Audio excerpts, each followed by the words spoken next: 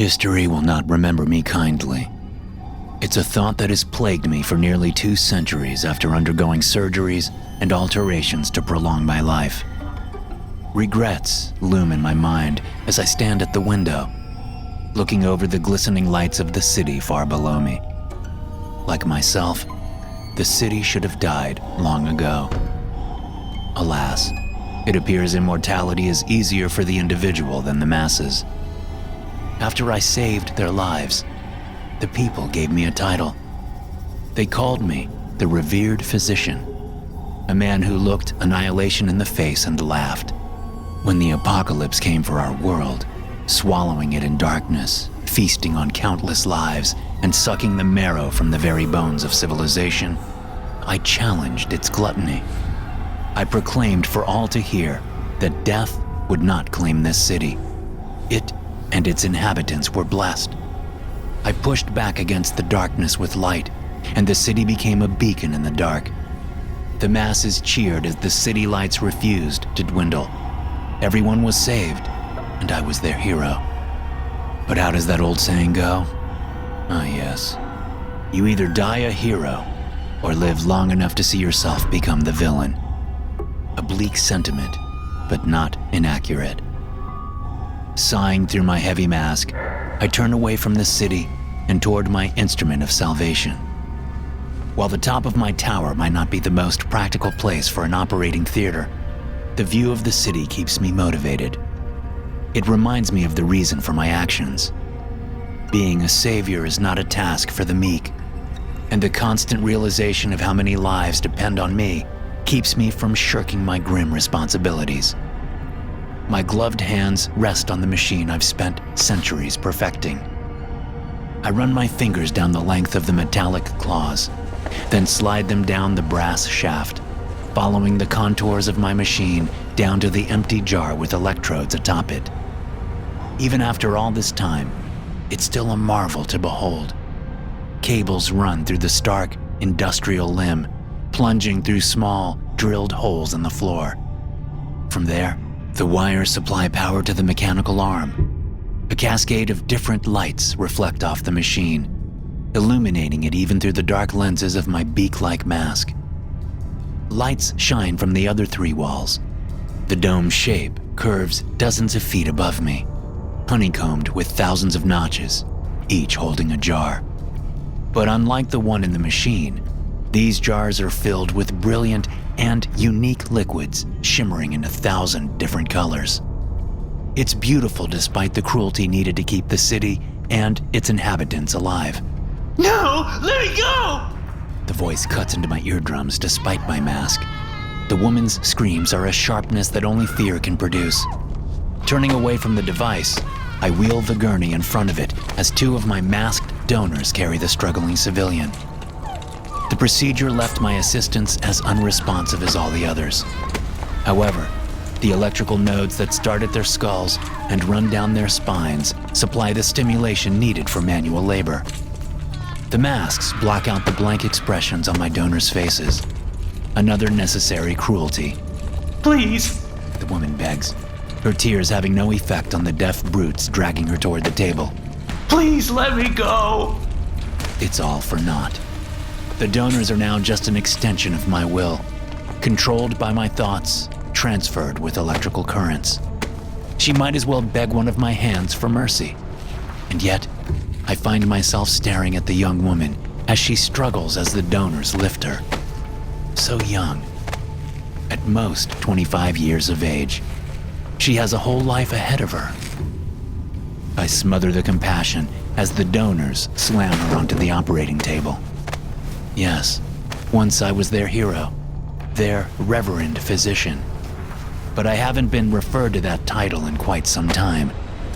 Now, they have a new name for the source of their nightmares. The doctor who doesn't sleep. Do not be alarmed, my dear. The mask and the surgical alterations have distorted my voice into something alien and inhuman. I rarely notice anymore, but today, I'm aware of every ominous note dragged from my throat. It is a painless and simple procedure. My words have the opposite effect. The woman draws her head back and lets another ear-piercing scream loose. As always, the donors make no reaction, so I send my thoughts through to them, transmitting my desires with a wave of my hands and the miniature circuitry in my gloves. They react instantly and strap the bindings tight around her wrists and ankles. They're already reaching for the tools I'll need to add the woman to their ranks. I turn and bump into a third awaiting donor. The woman screams louder, distracting me from the malfunctioning drone. I flip the lever on the machine's control panel, desperate for silence. Power reverberates through my fingers despite my gloves as the device comes to life. I open my hands and the claw does the same. It only takes one more thought to thrust the mechanical paw atop the woman's chest. Her screams reach a crescendo, but it's purely from fear, not pain. I dedicated my life to making the procedure as painless as possible. The claw rests on her chest, drawn to the energy within. Her power transfers through copper and brass, and her screams slowly dull. Her silence signifies the procedure's completion, and I flip the lever in the opposite direction. As the arm powers down, I give more commands to my donors. One unfastens the silent woman's straps and lifts her into a sitting position. Streams of drool, snot, and tears run down her face, but she'll never know fear again, or joy, or excitement, or any emotion. No, those are all collected into the now full jar at the machine's base. But that doesn't mean she's useless. The other donor readies the electrodes to jam into her brain and add her to our ranks. I send another signal to the third to get her a mask. Though petty and ultimately unnecessary, I open the shaded lenses from my mask and stare at the jar. The light is blinding as always, but I can never resist seeing the energy with my own eyes. No two are ever the same, and the young woman's essence is as unique as she was. The vapor is the same yellow as sunflowers, and I can almost smell the extinct flowers through my mask. Aesthetically pleasing, yes, but I can't let that distract me from my work for longer than a moment. Carefully, I unfasten the jar and turn to the third donor hovering nearby. I reach out my hand and extend my will through the electrical current, commanding him to take the vessel and plug it into an open battery housing. The donor only stares as I draw closer, its knees trembling beneath the black mask covering its face. Peering over its shoulders, I see that the woman is still maskless. Strange. The electrodes must be malfunctioning.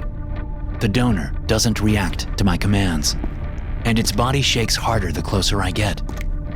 I order it to sit down so I may examine it, and its knees suddenly tighten. It's only when I draw within reaching distance that I notice the blood on its uniform. Swearing, I send orders to the two donors working on the woman, but it's too late. The man pulls something from his back and swings it in an arc. Pain rips through my chest, and I stumble back, staring at the scythe buried up to the hilt. Motor oil and liquid energy pour from the gash, but not a single drop of blood. Attack! The donor pulls his mask off, revealing a determined face. His eyes are narrowed in hate as he glares at me, emboldened by my injury. Attack! Fool. I was so transfixed by the substance within the jar that I overlooked the other donors congregating in the room. Reaching out through the circuitry in my mind, I look for my donors. They are legion. They are too many for me to be aware of at all times unless I extend my consciousness. An emptiness in my mind is all that remains of the army once at my command. The resistance was clever, biding their time, replacing the donors with their own numbers, waiting for the perfect opportunity to strike. I need my arms. The movement of my hands work in tandem with my thoughts to relay the message so that my donors don't react to my every thought and whim. Letting go of the jar is like dropping a priceless work of art. My heart shatters along with the glass as it crashes to the floor. The strange and wonderful substance within screams as it darts across the room, shattering more of the jars along the wall before colliding into the chest of the girl once more.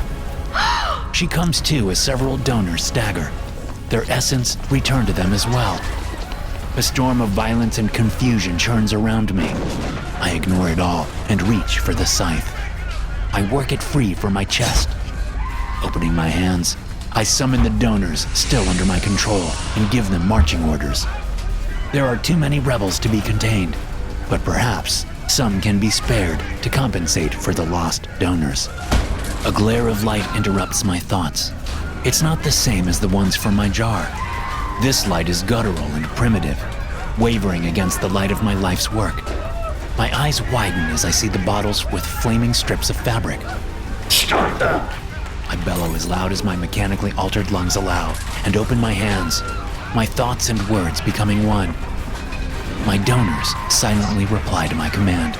They throw themselves on top of the people with the flaming bottles, crushing them beneath their combined mass. Another loud crack precedes a burst of flames. The screams of the rebels ring out, but my donors feel no pain as their presence vanishes from my mind. But one man manages to shake off the donors trying to bring him down, yelling as he hurls his bottle. I watch it arc, holding my breath as it shatters against a wall of jars. Flames spread with the broken glass, and I give a new command to extinguish the fire. Even as my thoughts are transmitted, I know it's too late. The explosion lifts us off our feet, rebels, donors, and myself. As I land roughly on the ground, I struggle against the darkness, but it pulls me into its embrace all the same. My eyes open to a chorus of cheers as hands grab me roughly by the shoulders. The chants are momentarily broken as I'm lifted from the rubble. My mask has come free from my face, hanging from my chest, revealing my distorted features for all to see. Technology can only do so much to keep the ravages of time at bay. Someone chucks a stone that collides off my head, and the spell of silence is broken. Laughter rains down on me as the rebel guards force me to walk. The man has his scythe once more. His lover, the woman he rescued, clings to his side. My donors lie in a pyre of flames, growing steadily stronger with everybody added to the pile. Some of my donors have had the procedure reversed when their jars were destroyed, and they beg for mercy. No mercy will be found here today. The fall of a scythe silences the former donor, making the crowd erupt with fresh cheers. It's not enough to sever his head completely, and he stumbles back, gasping at the gash, spewing blood down his throat. Rebels burst into fresh gales of laughter as they force me to my knees. Knowing what is to come, I ignore my captors and examine my surroundings. The explosion ripped the whole roof off. My tower was designed to withstand an attack, granted, not from within. Still, except for the roof and minor scorch marks, it looks relatively undamaged. I gasp when I see the charred hole where the arm used to be. Centuries of labor and research lost, all because of a bottle of burning chemicals. Of course, the components are made of sturdy materials. It should have survived the explosion. But the material within the jars is not of the material world. It connects us to worlds beyond our own, and the mechanical arm could be anywhere. A shame that the same couldn't have befallen the rebels. It would have been a mercy for what is to come. Dr. No Sleep. It takes me a moment to realize that the rebellion's leader is addressing me. Dr. No Sleep. Is that what they call me now? You stand charged with crimes of blasphemy and ungodly acts. How do you plead? So that's why I have been spared. Not because the rebels couldn't figure out how to undo my modifications, but to be their straw man. They want me to beg for mercy, or to be the beast of their nightmares. I don't do either. I stare into the fading light and watch the darkness grow. It doesn't matter. The crowd goes silent, and each person hangs on to my distorted voice. You're all going to die. Their leader is the first to laugh, his companion quickly joining in. The rest of my attackers soon join in, mistaking my certainty for false bravado. I don't flinch as the man raises his scythe again. As the dark clouds roll in, laughter turns to hacking and screams of pain. Rebels drop to the ground in swaths of death. Their lungs liquefy as they breathe in the miasma. It's been generations since I started the toil of keeping them alive. They've forgotten the reasons behind their suffering. The miasma plunged the world into darkness and killed anything unfortunate enough to breathe its vapors. The only city spared was the one I called home. By extracting the souls from volunteers, I harnessed a new form of power. It kept our city bright and warm, but most importantly, it functioned as a shield, holding the miasma at bay and purifying the air for all to breathe. With the jars destroyed, death has finally breached the city's gates. As my captors writhe on the ground, I stand, refusing to be defeated. I've fought off the miasma before, and I can do it again. It'll take time, but I can start over. All I need is a survivor. The leader drops his scythe and cradles his dying love to his chest. He's smart enough to hold his breath, but his face is already purpling in his efforts to stay alive. A survivor then, just like me. Limping toward him, I unclip the mask from my chest. I no longer need it to breathe. The miasma cannot hurt me now that I am more machine than man. I cover his mouth with my mask, and his eyes widen in surprise. He greedily sucks in the clean air, distracting him from the needle I slip into his neck. He grabs my wrist at the same time I press down on the plunger, which soon goes limp as the drugs take effect. The man is unconscious for hours. It's slow and tedious work, strapping him to a table and preparing for the new procedure. Before today, the process had been streamlined. People actually volunteered for my operations in the early days. They gave up their identities, but their bodies would live on in service to the cause. Their souls powered the city, providing comfort and safety for their loved ones. The arm took decades to construct, but it was worth it to spare the donors from the agonies of my earliest trials. But now, with my machine lost, I must rely on older and cruder methods. After strapping the rebel's leader to the table, I affix numerous wires and nodes throughout his body. The needles sink deep into his flesh, drilling into him and searching for the core of his essence. Sadly, the quickest way to find it is not pleasant, but I see no other choice until I can construct another arm. I inject a new compound into his veins, and his body stirs as I pull the needle out. His eyes flutter open as he struggles against his restraints, but they hold him tight. The instruments in him drill deeper, making him squirm in pain. His eyes widen when he sees me, but his shouts are dulled by the mask helping him breathe. I take down the scythe from my back. I've modified it so it now stands taller than me, the curved blade twice as long and sharp as before. His struggle ends and his skin goes pale. Liquid races through the tubes in his body to the attached jar. A few drops clink against the glass, a vibrant and beautiful purple the same color as twilight. It's necessary, I remind myself. I'll save them whether they want me to or not. If I can't be their hero, I'll be their villain. I will become their Dr. No Sleep. The man's fear and soul rush through the tubes as I raise the scythe over my head. SCP-158 is a large mechanical arm, similar to the one that one might find in an automotive factory, although the end attachment is unusually shaped, resembling a pointed tridactyl claw.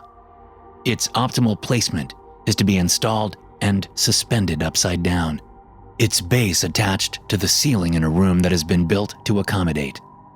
A series of cables are protruding from the base, and some are connected to a complex mobile console, complete with a visual display unit and full keyboard. At the bottom of the console, there is a dispensing device with attachments for a container roughly 7.6 centimeters in width and 17.8 centimeters in height. The arm, cables, and console have sustained fire damage, though this is purely cosmetic and does not affect the device's performance. When activated, the device takes 20 minutes to boot up and become fully functional. When used correctly upon a living organism that displays cognition, SCP-158 will remove an unknown substance and transfer it through the dispensing device beneath the console. The optimum container for this substance is a glass jar or beaker that fits the attachments. After this action is performed, the organism that it was performed on will cease all higher brain functions, with only the activity in the brainstem continuing. The subject will not respond to external stimuli and will not exhibit any movement beyond basic reflex actions. The substance's overall appearance and properties differ from subject to subject. It is an indefinite source of kinetic, electrical heat and light energy. Although the rate and output also differ from subject to subject, the average is relatively low. The device is also capable of reversing the extraction, placing the same or a different substance back into the subject. When this action is performed, the subject will regain all cognitive and higher brain functions, but results differ, depending on whether the original extracted substance is returned to its original donor. Hey guys, thanks for listening. Be sure to subscribe to the podcast for more SCP stories like this one. You can also check out some more episodes from the SCP Experience podcast here. I'll see you in the next one.